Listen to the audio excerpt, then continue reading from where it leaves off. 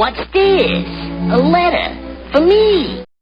Welcome to another episode of Remember the Great Sports Through the Mail Thursdays. Today I'm going to share with you 3 envelopes I recently just got back in the mail. So let's just jump right into this. And it looks like we're doing baseball today.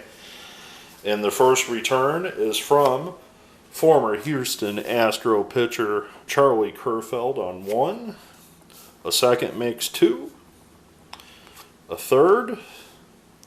And a fourth with the Houston Astros. So let me tell you about Charlie Kerfeld and his career in baseball. Kerfeld was born in Missouri and moved around quite a bit from what it appears, and actually attended high school in Nevada and then later college in Arizona. He was originally drafted by the Phillies but chose not to sign with them and instead elected to go to college for a while, and the Houston Astros made him their first round pick in 1982. In 1983, at 19, he was assigned to the Astros single-A affiliate where he posted a 16-10 record starting 28 games for the team. The following year in 84, he would post a 14-10 record as a starter for both their AA and AAA affiliate. Well, in 1985, he would solely spend the year in AAA, with the exception of getting a call-up to the majors for 11 games that season, where he posted a 4-2 record in 6 starts over those 11 games.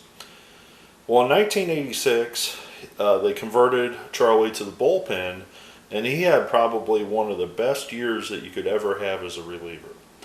That 1986 Astros team, which found some success, he posted an 11 wins and 2 loss record, posting a 2.59 ERA that season for the Astros.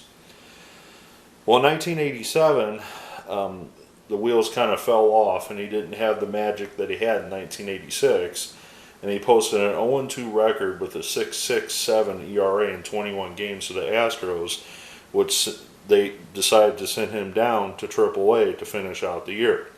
He posted a 4-4 record that year with the Astros. He then did not have a chance to get back up to the majors with the Astros for the rest of his career. He had some struggles, through 1989. He would start the year again with the Astros in 1990, but on April 28th, 1990, the Astros decided to trade him to the Atlanta Braves. His time with the Braves was very limited. He did spend some time in the major leagues with the Braves, but he spent the majority of the season down in the minor leagues that year with the Braves as well. So he finished the year 3-1 with the Braves at the major leagues in 25 games. So splitting time in 1990 between the Braves and the Astros, he would appear in 15 games for the Braves AAA affiliate, but would appear in 25 games for the Braves Major League Club in 1990. Well, after the 1990 season concluded, he was granted free agency by the Atlanta Braves.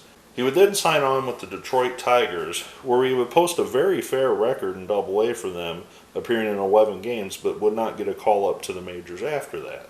Some of the things that Kerfeld's known for is, he was kind of a person that really enjoyed his time at the major leagues. He made the most of it, and he was known to have a good time in the bullpen with some of his teammates, and famously wearing the cone head with teammate Larry Anderson. He also would wear a Jetsons t-shirt underneath his jersey, depicting Astro, the dog of the Jetsons.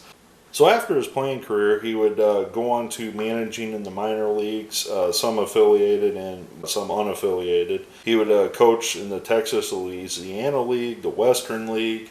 In 2006, he would join the Philadelphia Phillies as a special assistant to the general manager. According to his Wikipedia page, as of August of 2013, he is a senior advisor for the general manager of the Phillies.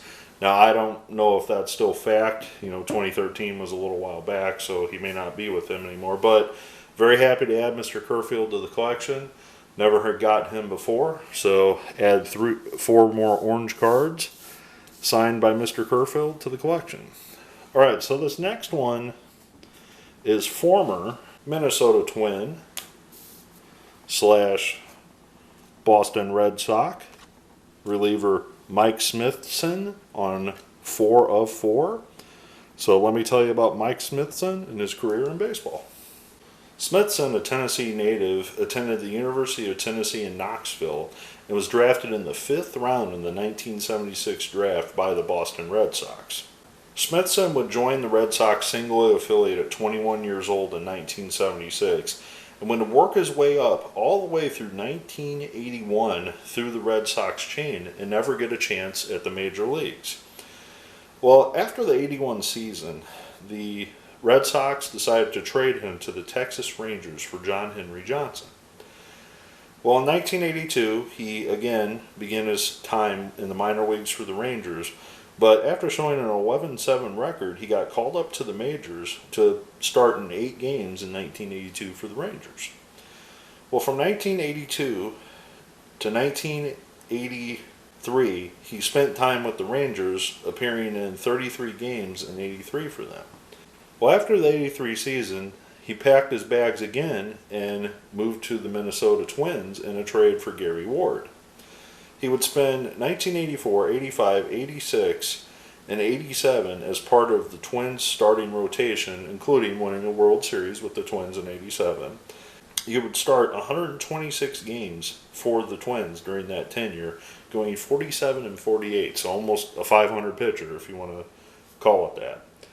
Well, after his time with the Twins elected to not re-sign him after the 88 season, and he returned to the Boston Red Sox.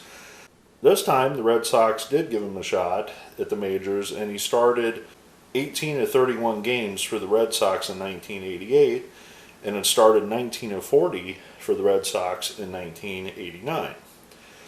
Well, after his career, he retired from the Red Sox at 34 years old, and overall he spent 8 years in the majors, posting a 76 win and 86 record with a 4.58 ERA. He started in 204 games out of the 240 in his career and finished off, like I said, with an 8-year pro career. So I'm very happy to add Mr. Smithson to the collection. Never gotten him before, so we'll move on to the next one now. All right, so this final one is from longtime major leaguer Bill Stein on 1, 2, a third senior league card out of my senior league set, and a 4th 1986 Topps, which is towards the end of his career. Stein is one of those guys that played a long time, and you just didn't see him on the forefront of any of the teams that he was on. This is towards the end of his career with these cards here, but I mean, he has cards dating back to the mid-70s. So let me tell you about Bill Stein. So originally Stein was drafted in the 33rd round by the Orioles in 1968, but he chose not to sign. Instead, he was drafted in 1969 out of Southern Illinois University by the St. Louis Cardinals in the 4th round. Well, Stein signed with the Cardinals, and they immediately tested him by putting him in AAA, where he appeared in 62 games for the club, batting .295 in just his first season in the minors.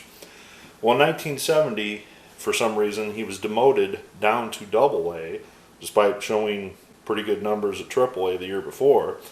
But he would return in 1971 to AAA, where he would post a .272 batting average for the Cardinals affiliate. Well, 72, he would start the season in AAA, and he would spend 103 games in AAA for the Cardinals until they called him up in September of 1972 to make his first major league appearance.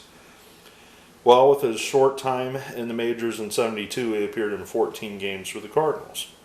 Well, going into the 73 season, he would appear in 32 games for the Cardinals at the major league level, but would only appear in 21 that season in AAA. So he basically was used as a bench guy at that point in 1973. After the 73 season, the Cardinals traded him to the California Angels. However, the Angels did not hang on to him, and they flipped him and traded him to the Chicago White Sox on April 3rd, 1974, right when the season started. He would then spend 3 years with the White Sox, primarily in a utility role, but in 1976 he would start 117 games for the White Sox. Well, he went unprotected in the expansion draft, and the Seattle Mariners took him and made him a starting player where he appeared in 151 games in 1977 for the Mariners. He would spend the next 4 seasons with Seattle until 1981, when he would sign with the Texas Rangers, and then would primarily be used as a utility player through the 1985 season with the Rangers. This is, again, one of those ultimate infielder type guys that basically would play any infield position you could think of throwing him at. He also was a pinch hitter off the bench, obviously. Well, after his playing career, he got into coaching, and he also became a player coach with the Orlando Juice in the senior league there. So he spent time, coaching in baseball basically after his playing career. So this is, again, one of those guys that spent an entire lifetime in baseball, basically in the game of baseball, which is just awesome. So I apologize about the lighting right here. The sun's kind of coming through the window there. But anyways, I want to thank Mr. Stein for signing for me. I definitely want to thank Mr. Smithson as well for signing for me today. And again, the uniqueness of getting, we'll spread those out a little bit so you can see them all. The uniqueness of getting Charlie Kerfeld to sign in Orange Sharpie. So, thanks for joining me for another episode. I hope you enjoyed the profiles of each of these players, and as always, happy collecting.